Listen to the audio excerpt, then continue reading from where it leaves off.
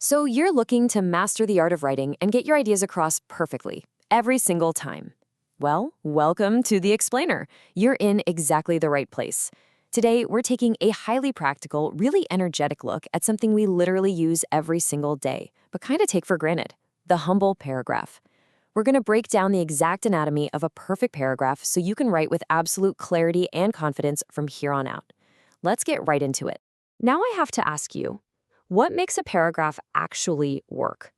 We've all been there, right? Staring at that dreaded blank page, feeling the weight of writer's block, just wondering how to get all these complex thoughts out of our brains and onto the screen so they actually make sense. Well, here's the best news you'll hear all day. Writing isn't magic, it's architecture. And today, I'm giving you the concrete, step-by-step blueprint to build a structure that will never, ever collapse under the weight of your ideas. Here's our quick roadmap for this explainer. 1. The blueprint of a paragraph. 2. Holding it all together. 3. The paragraph writing process. And 4. Revising versus editing. Okay, section 1. The blueprint of a paragraph. Let's look at the foundational pieces. Just like a sturdy building needs a solid floor, strong walls, and a good roof, this simple 3-step formula is your fundamental structure. Step 1 is your foundation. That's your topic sentence. You're combining your specific topic with a controlling idea, which is basically exactly what you want to say about that topic. So if your topic is learning English through music, your controlling idea might be that it significantly improves language skills. Step 2, these are your walls, the supporting sentences. This is where you bring in the crucial reasons, details, and facts to actually prove your topic sentence. You know, mentioning how listening to songs builds vocabulary or helps practice pronunciation. And finally, step 3 is the roof, the concluding sentence. It caps everything off beautifully by just restating the main idea or offering a final thought. Without all 3 of these steps working together, your structure just isn't going to stand. Moving on to section 2, holding it all together. Let's check out 3 essential rules. Having the right materials is absolutely crucial. But to stop them from just collapsing into a messy pile of words, we need some conceptual cement. The very first rule here is unity. Unity means that literally all sentences in your paragraph must strictly support the exact same main idea. Think of your topic sentence as a really strict bouncer at the door of a club. If a sentence doesn't directly serve that core idea, it's just not getting in. Every single piece of evidence has to earn its place. Take a look at this spectacularly bad example. My hometown is peaceful. It has beautiful parks. My brother likes playing basketball. There are small restaurants. Wait, did you catch that? The sudden jump to "my brother likes playing basketball" completely shatters the unity. It has absolutely nothing to do with describing a peaceful hometown.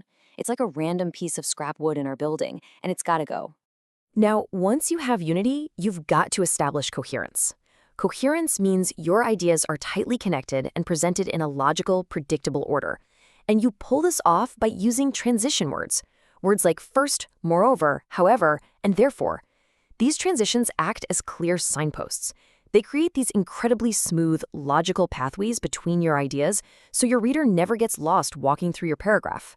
The third essential rule is completeness. A well-built house needs solid walls and actual depth, right? Not just some flimsy frame. Completeness means you're providing enough supporting information to explain your main idea fully and clearly. If you just drop a fact but don't back it up, your paragraph is going to feel incredibly weak and unfinished. Let me show you exactly what I mean here. Read this weak example that is somehow trying to pass as an entire paragraph. Exercise is good for students. Yeah, that's it.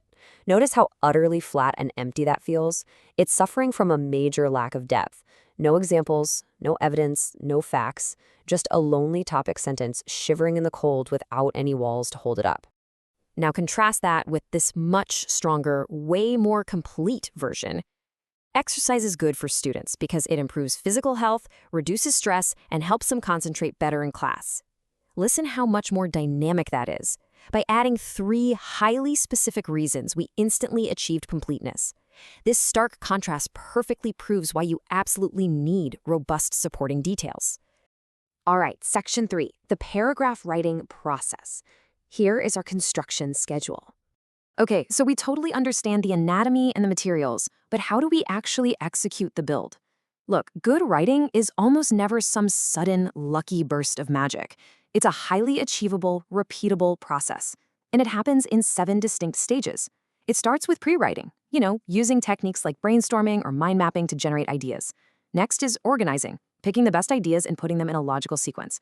Then comes drafting, where you focus purely on developing those ideas into sentences without agonizing over perfect grammar just yet. After that, we have revising to improve the content, editing to fix the language, proofreading for a final check of tiny mistakes, and finally, publishing, which just means sharing your finished work.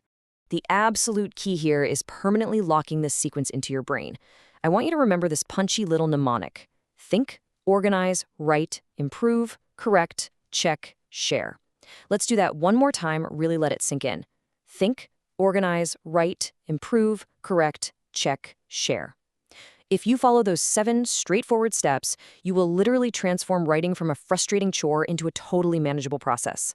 Section 4, Revising versus Editing. Let's break down the key difference. So many writers wrongly assume that revising and editing are the exact same thing, but there is actually a massive divide here. Let's untangle this. Revising focuses entirely on your content. It's where you improve your ideas, check your unity, ensure proper organization. You might add or completely rip out whole sentences during this phase. Editing, on the flip side, strictly focuses on language accuracy. It corrects your grammar, spelling, and punctuation. Think of it like this. Revising is like knocking down walls and rearranging the rooms in your house to make it function better. Editing, that's just polishing the floors and cleaning the windows after all the heavy lifting is completely done. Check out this micro example of editing. The first sentence says, "Exercise helps students stay healthy." The edited version corrects it to, "Exercise helps students stay healthy." It's just a simple localized subject-verb agreement fix. The big lesson here? You only want to make these fine grammar tweaks after your big ideas are completely set during the revision phase. I mean, why spend 10 minutes perfectly polishing a sentence's grammar if you're just going to delete it later because it lacked unity, right? Revise first, edit second. Every time. We've covered a lot of vital ground in this explainer today, but if you take nothing else away, please burn this basic, unbeatable formula into your memory. Topic sentence plus supporting details plus concluding sentence equals a complete paragraph. It is the ultimate, guaranteed structural equation for writing success. It ensures your ideas are unified, coherent, and utterly complete. Which leaves us with one final, pretty provocative question to consider. Think about the very next thing you have to write today. How are you going to apply this blueprint to your next crucial work email, your next essay, or even just your next long text message? You now have the exact architectural tools to completely conquer the blank page. The blueprint is entirely yours. Now, it's time to start building.